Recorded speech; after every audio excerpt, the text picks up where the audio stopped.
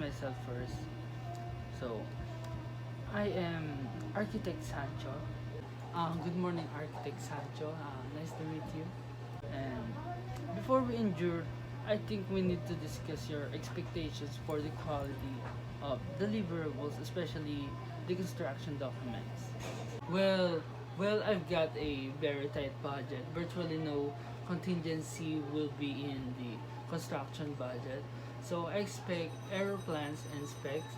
We don't tolerate mistakes. Everyone should be accountable for their mistakes, don't you agree? Basically, you're asking me to be perfect, to deliver a perfect set of plans and specs. As you and I both know, there is no such a thing as a perfect set of plans.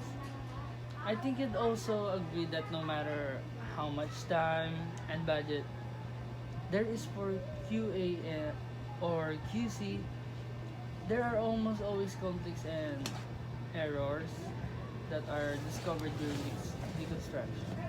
That's right, and I'm sick of it. It's time for the cause and fixing those problems to rest with the designer who created them.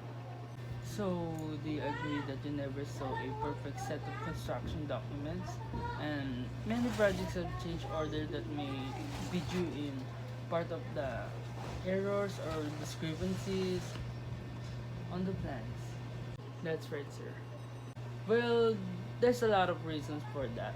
First, a design and construction project is in a state of constant change.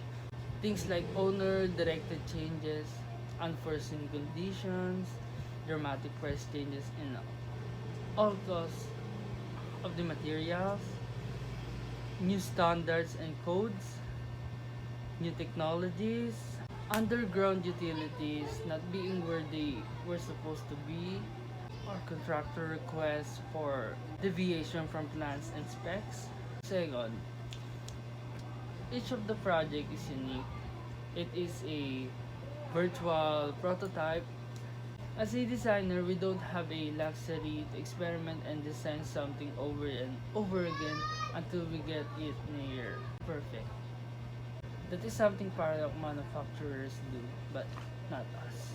And third, there is a sleep price for perfection or near perfection. The owners don't want to pay for it, and I can blame them. If we as a designer or as an architect, we had a limitless budget and schedule. If we as an architect had a limitless budget and schedule, we could probably give you plans that were error free or very close for it. However, that would cost you a lot of money and time, and would probably not give you much of a return of your investment. Wait a minute, wait a minute. Are you trying to get more fee out of me? No, no, no, no. My point is, you wouldn't want to pay me what it would take to assure you a near perfect set of plans. Neither would you have the time it would take. Take this project for example. You just took some scope, fee, and schedule away from what I felt I needed to do a good job, and some of the scope was quality review checks. But then you say you expect me to deliver a perfect set of plans. How do you reconcile that? Oh, okay. I'm not asking you to be perfect. I understand the stops happen and it might it might not be your fault. But what I want is for you to pay for costs you caused because you screwed up something up when the blame is yours. There's a long-standing principles that has developed in the courts in our business which is called standard of care, and I think that it might be what you're getting at. It says that an engineer should exercise the same degree of as another reasonable design professional would have act act under the same or similar circumstances. So if the engineer does not exercise this applicable standard of care, he or she considered to be negligent. No reasonable person would suggest that we shouldn't be held accountable if we're negligent. I'm not sure that's what I mean. I've heard other consultant talk about this, which is called negligence, but I can't get anyone to give me a definition of it other than failure to meet the standards of care. Actually, that's not good enough for me.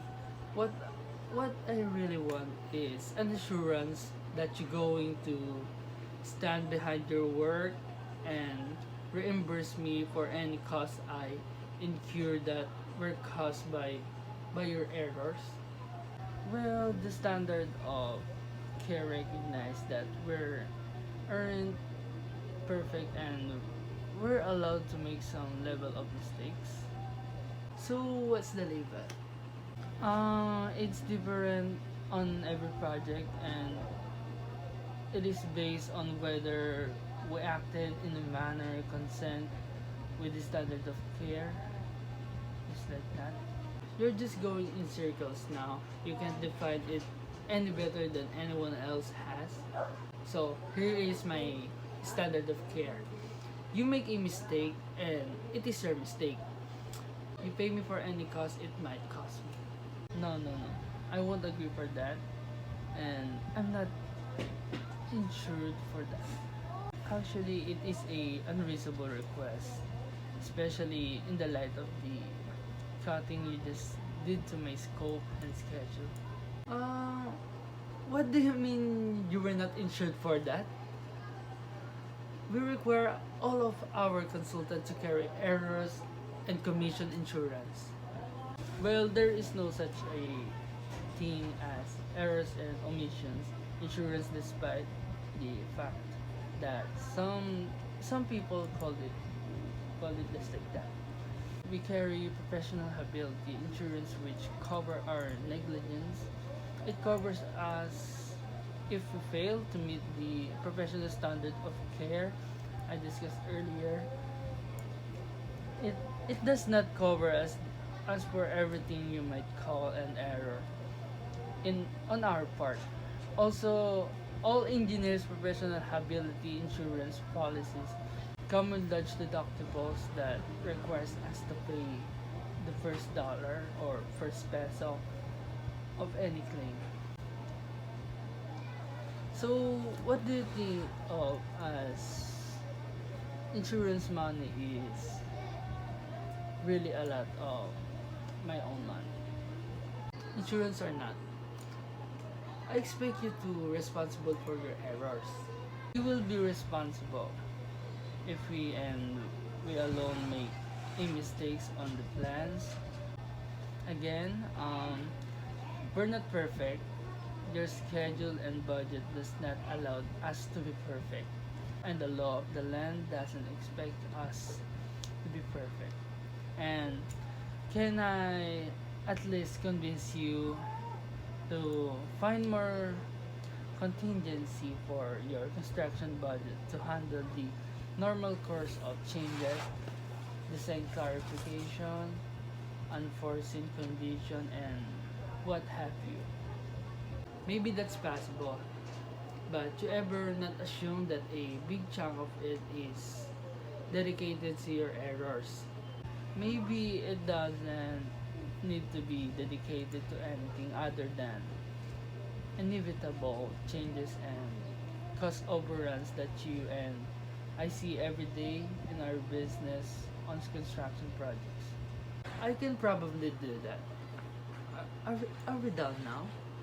Um, Not quiet. I can't go forward on this project if you still believe me that it is only fair for me to pay you for any cost you incurred that maybe the cause of an error you believe I committed. Okay, let me talk to our in-house counsel about some of the concepts you discussed earlier, and I'll set up another meeting. Okay. So the scenario is, this is the first meeting you're having with your client since you were informed you won the job. The purpose of the meeting is go to over the first draft of your proposed scope, schedule, and budget. The meeting goes relatively well, with both sides needing to do a little more refinement and follow up. In your opinion, the client chopped too much of your scope and budget, especially the area of quality reviews, and had a much shorter time frame in mind to complete the project than you had envisioned.